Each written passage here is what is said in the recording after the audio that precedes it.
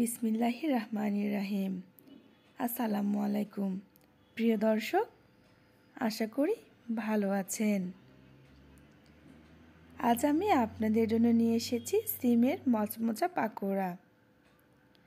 হয়তো এটিকে আপনারা অনেকে প্রথম দেখছেন, কিন্তু আমি কথা দিচ্ছি এই রেসিপিটি আপনারা করবেন, দেখবেন অনেক স্বাদ লাগবে। তো আমি রেসিপিতে চলে যাচ্ছি। প্রথমে আমি কতগুলো সিম মরিচের গুঁড়া, হলুদের গুঁড়া ও লবণ দিয়ে হালকা সেদ্ধ করে নিয়েছি। এখানে প্রায় 10 থেকে 12টার মতো সিম আছে। এটা আমি একপাশে সরিয়ে রাখছি। এবারে সিমগুলো পাকোড়া তৈরি করার জন্য আমাদের একটি ব্যাটার তৈরি করতে হবে, এবং সেই ব্যাটার তৈরি করতে লাগবে প্রায় 1 কাপ মতো বেসন। এবার এই বেসনের মধ্যে আমি দিয়ে দেব হাফ চা চামচ মরিচের গুঁড়া, 1/4 চা চামচ হলুদের গুঁড়া, হাফ চা চামচ ধনিয়ার গুঁড়া, হাফ চা চামচ জিরার গুঁড়া, পরিমাণ মতো লবণ এবং 1/4 চা চামচ বেকিং পাউডার।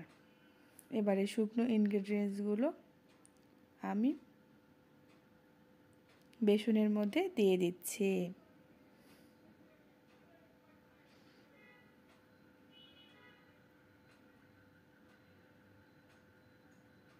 এবার এই সব উপকরণগুলো আমি খুব ভালোভাবে একটি বিটারের সাহায্যে মিশিয়ে নিচ্ছি। এবার এর মধ্যে অল্প করে পানি দিয়ে দিচ্ছি।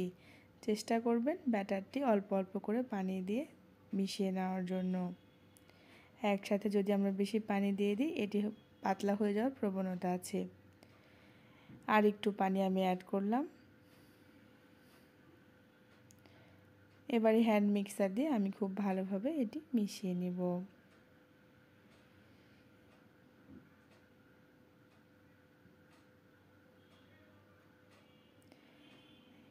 এই তো আমার মিশিয়ে নেওয়া প্রায় হয়ে গিয়েছে। এটিকে আমরা 2-3 মিনিট ধরে খুব সুন্দরভাবে বিট করে নেব। তো আমাদের এটিকে বিট করে নেওয়া হয়ে গিয়েছে। এবার আমরা চুলায় চলে এসেছি। একটি পাত্রে পরিমাণ মতো তেল আমি গরম করে নিয়েছি। এবার এর মধ্যে সিমগুলো ব্যাটারে ভিজিয়ে আমি তেলের মধ্যে দিয়ে দিচ্ছি।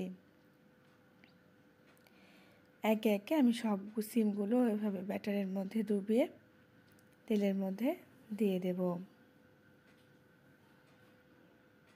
সকল ভাই আপুদের কাছে আমার একটি রিকোয়েস্ট, যারা আপনারা আমার এই ভিডিওটি দেখছেন, অবশ্যই আমার ভিডিওতে একটি লাইক দিয়ে দেবেন।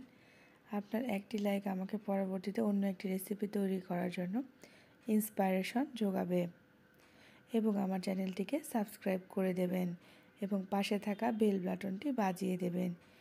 এতে সকল নোটিফিকেশন সবার আগে পৌঁছে যাবে আপনার কাছে। আমি যখনই কোনো রেসিপি আপলোড করব এবং সঙ্গে সঙ্গে আপনি তা দেখতে পাবেন। সো অবশ্যই আপুরা মোবাইলটা হাতে নেবেন এবং পাশে থাকা বেল বাটনটি বাজিয়ে দেবেন এবং আমার চ্যানেলটিকে সাবস্ক্রাইব করবেন, শেয়ার করবেন, কমেন্ট করবেন। তো আমার সিমের পাকোড়াগুলো ভাজা প্রায় হয়ে গিয়েছে। এটাকে আমি উল্টিয়ে দিয়েছি। এই যে দেখুন, খুব সুন্দরভাবে ভাজা হয়ে যাচ্ছে। এই যদি আমরা গোল্ডেন ব্রাউন কালার আনার চেষ্টা করব। পাকোড়াগুলো উপর থেকে যেমন মচমচে হবে, ভেতর থেকে সেরকম খেতে স্বাদ লাগবে।